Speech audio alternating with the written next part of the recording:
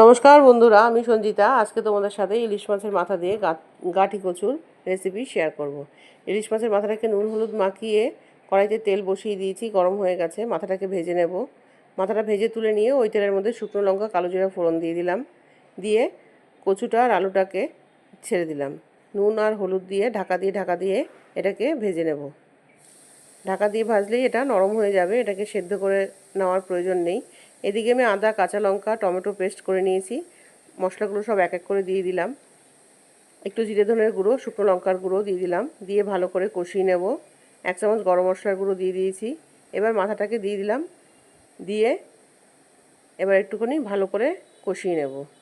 একটু সামান্য জল দিয়ে দেব। ফুটে আসলেই এটাকে নামিয়ে নেব। তোমরা রেসিপিটাকে ট্রাই করে দেখো। যদি তোমাদের ভালো লাগে তাহলে চ্যানেলটাকে সাবস্ক্রাইব করে দিও, লাইক, কমেন্ট, শেয়ার করে দিও। টাটা।